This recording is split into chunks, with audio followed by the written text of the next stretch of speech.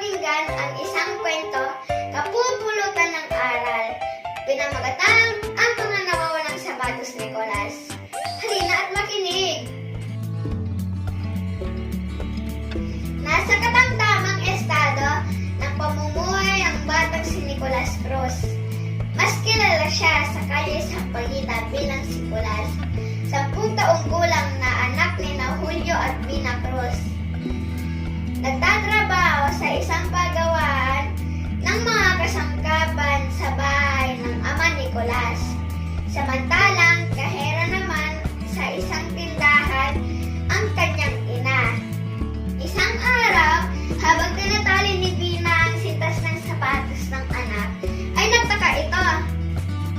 Nak, ba't lumang rubber shoes ang suot mo? Di ba bilhan ka namin ng papa mo ng bago?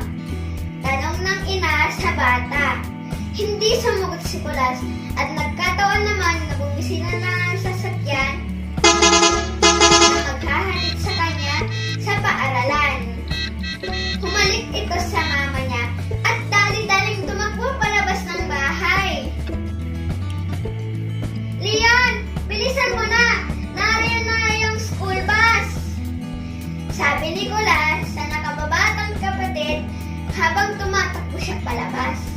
Natapos ang kalahating araw ng klase at hinatid na pauwi sa kanilang bahay sina Leon at Kulas. Pagdating nila sa sala ay nagulat ang panganay na may karton na naglalaman ng bagong sapatos. Ma, kunin na po itong bagong rubber shoes. Tanong ni Kulas sa ina. Bumiti ang ina at sinabihan siyang sa kanya iyon. Bagong rubber shoes at mukhang mamahal ng binili ng mama niya para sa kanya. Kinabukasan, sinuot niya ang mga ito papunta sa paaralan dahil sakto naman na PE nila. Pagkalipas ng 1 linggo, nagulat si Bina noong sinumpatan siya ni Julio. Habang nag-aayos siya sa harap ng salamin at ang asawa naman ay nagbabasa ng dyaryo sa higaan nila. Akala ko mabilihan mo ng bagong sapatos si Kulas, kaya naubos ang sweldo mo. Bakit mukhang luma yata ang nabili mo? Sabi ni Julio. Nagulat si Bina sa sinabi ng asawa. Idiniin niya bumili talaga siya ng bago. At mahal iyon, kaya humiram pa siya ng pera sa may-ari ng tindahan. Pagdating ng tanghalian, nakarating na ang mga bata. Tama si Julio at lumang sapatos ang suot ni Kulas. Nagulat ang ina at tinanong ang anak, Nak, pinilhan kita ng bagong sapatos. Bakit luma pa rin ang iyang suot mo?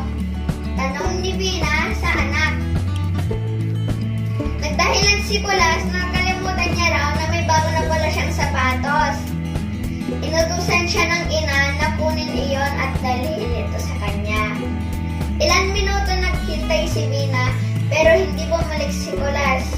Pinuntahan niya ito sa kwarto at nadatnan niya na palakad-lakad si Kulas at balisa.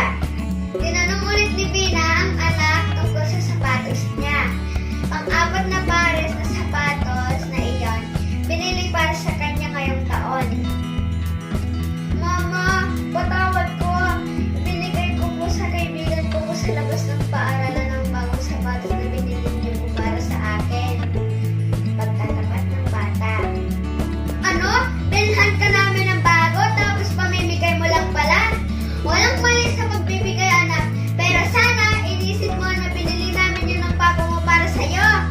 Nagsinungaling ka pa. Sabi ni Bina sa anak.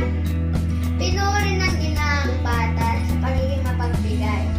Pero, pinaalalahan niya rin na mali magsinungaling kahit anumang dahilan. Inihayag niya rin kay Kulas